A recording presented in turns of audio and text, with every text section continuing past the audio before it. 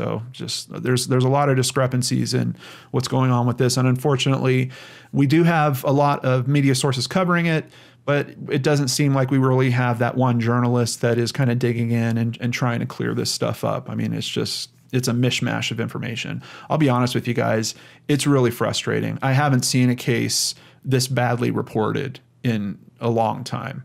It's one thing to just not report on a case. It's another thing to have all this conflicting information and no one really trying to do anything to clear it up. It's a little frustrating. Jumping over to fox32chicago.com, we're going to watch some of the footage together here.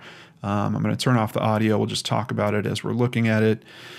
But there you can see her walking, and that walkway, the walkway that she was just walking near that kind of continues off to the building to the left, that is supposedly the walkway that actually leads to where she lives. So why she's passing it, I don't know. That was our footage of the Kierra Coles case that we looked into back in October of 2018. You can see I'm clearly frustrated with the fact that the information isn't lining up. Seems like things are being misreported. Here we are in 2021, and we come to find out something significant was misreported, and we're finding it out from Kierra's mother. Let's head on over to NBCChicago.com. Karen Phillips, the mother of missing U.S. Postal employee Kierra Coles, said, after 2 years of no answers, she is ready to reveal what Chicago detectives told her not to disclose at the time of her daughter's disappearance. Quote, I didn't say anything because I didn't want to mess up the case, said Phillips. Early in the investigation, a chilling video of a postal worker thought to be Kierra Coles surfaced. At the time, Karen Phillips was at home. Watching the video again and again on her cell phone, she went to bed that night thinking something about the video was off. Quote, it's a mother thing. You just know your child. That's not her walk. She was a little bit smaller and a little bit shorter. The next day, Phillips said she went down to the Chicago police station to talk with detectives about her concerns that it wasn't her daughter on the video after all. Phillips said that Chicago detectives told her that wasn't her daughter on the video. Wow.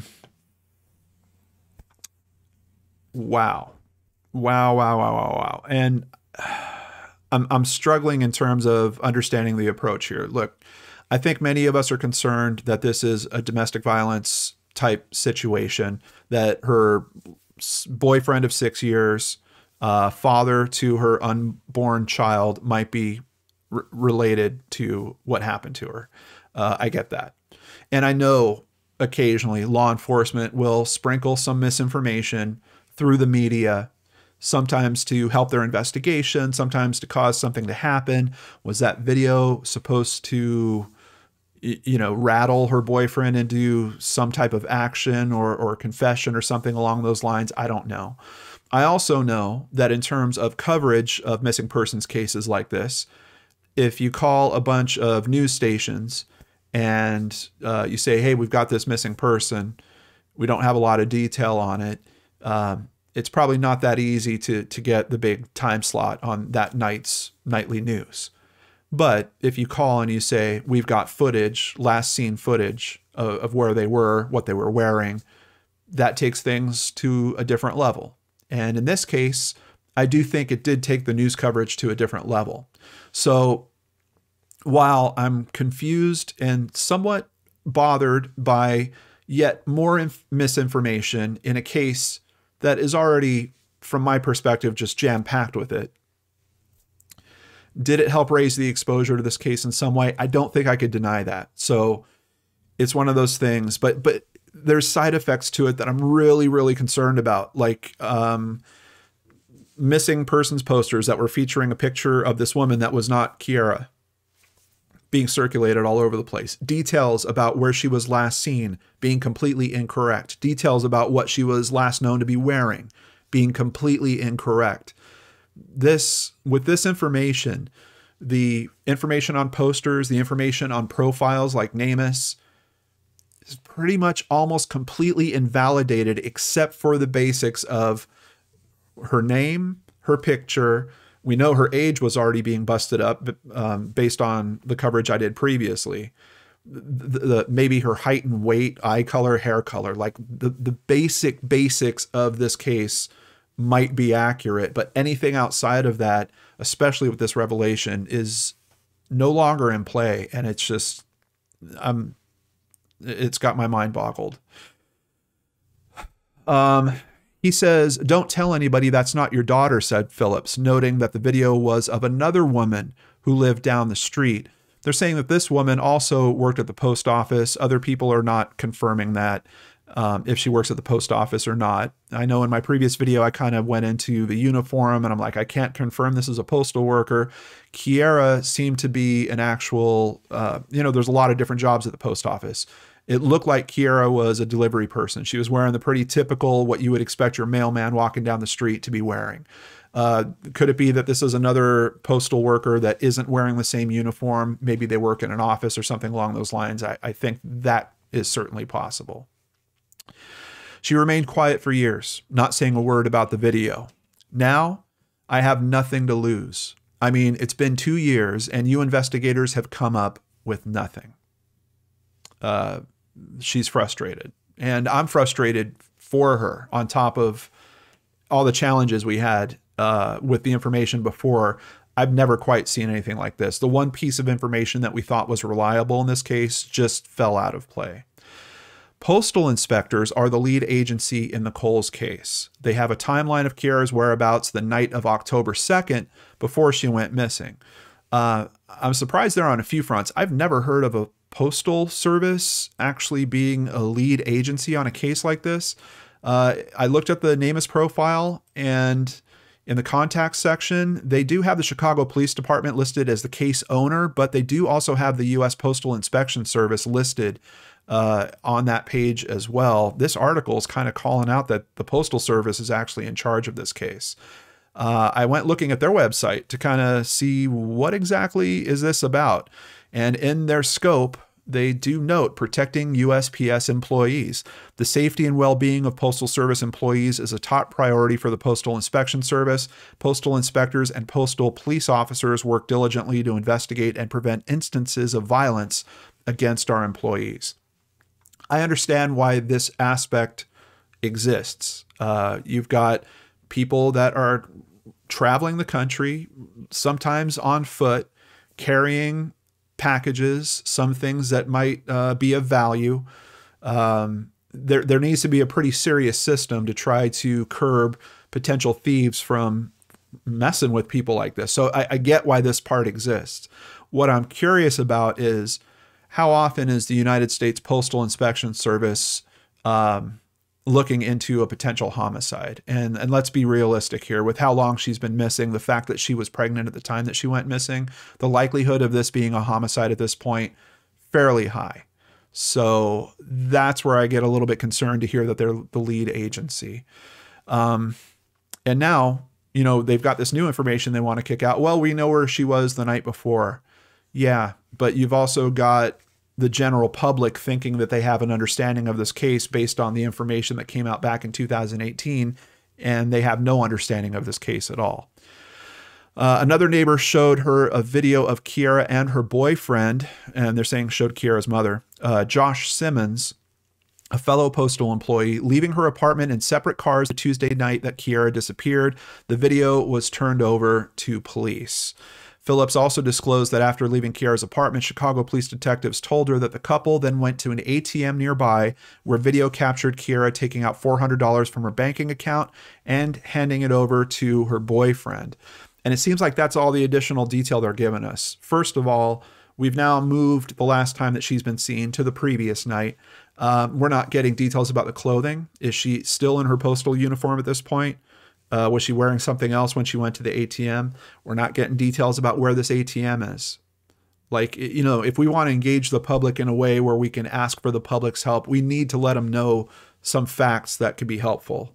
People now have to reach into their memory several years as opposed to several days, several weeks, several months when we were originally looking at this case. And now we're asking them to remember about an ATM location, but we're not going to tell them what ATM location.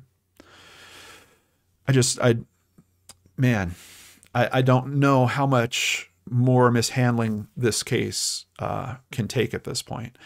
Police have not named any suspects or persons of interest, including Josh Simmons. NBC5 Investigates found no criminal history in his past.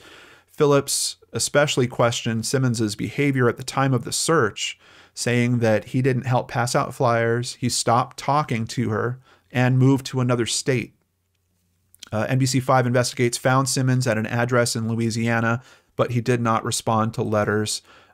Just if you're curious, here is an image that they have been circulating of him.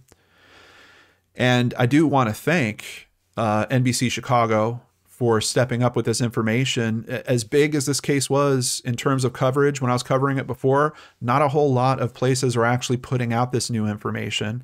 And I'm thankful that they went and actually interviewed her mother. There's a video clip at the top of this article. Of course, I'll have a link in the description box below. I highly recommend that you check it out for yourself.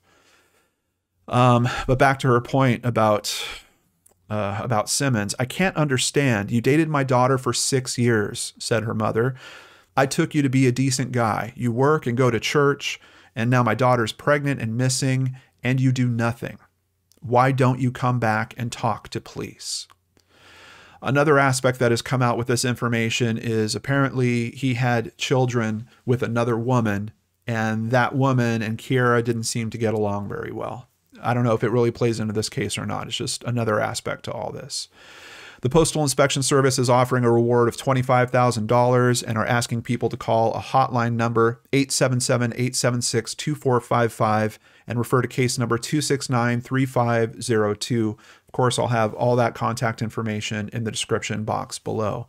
But before I'm done with today's video, I just want to take a look at the NamUs profile once again. Missing from Chicago, Illinois, Kiera Coles, black female, standing at 5'4", weighing about 125 pounds. Date of last contact, I don't know if that information is correct anymore. Circumstances of disappearance, this is talking about the surveillance footage. Last seen on surveillance video leaving her apartment. Well, I guess that could theoretically still be true. It's just now we're actually talking about different surveillance footage. And it's not including that she was with her boyfriend at the time, and it's not including where she was actually last seen, which is at the ATM. So yeah, this circumstances of disappearance is pretty much not completely wrong. I guess it's still a valid point that Kiera's vehicle was found in front of her apartment with her purse, cell phone, and a packed lunch still inside. The questions about the work thing are still boggling. She was supposed to have that day off. She actually called in to have that day off. So I was asking that back in 2018. Why is she wearing her work uniform when she's off for the day? Tattoo of a heart on her right hand or wrist. Tattoo that reads Lucky Libra on her back. For clothing, I don't know what the accurate clothing is at this point. So I don't know if this is correct information either. Really frustrating. It was already frustrating back in 2018 when we thought we had minor inconsistencies. Now we have major inconsistencies. Basically, from the public's point of view, it's a complete restart on this case. And that's why I wanted to share this video with you guys today. And I'm going to ask that you please share it with your friends, family, and contacts in Chicago, actually in the Illinois area. And you know what? Maybe tap it around Louisiana a bit too. Kind of strange that her boyfriend wouldn't help in the missing efforts, but probably more strange that, you know, detectives want to talk to the guy now and he's just gone. Seems like something might be up around that. Of course, innocent until proven guilty, as always. But thank you guys so much for spending some time with me here today. I really appreciate you. Big thank you to all my Patreon and PayPal supporters. If you'd like to support the channel, please visit lordandarts.com, where you can find many different ways to do that. Take care. I'll be back on Friday with a brand new episode of Brain Scratch right here on the Lord and Arts channel.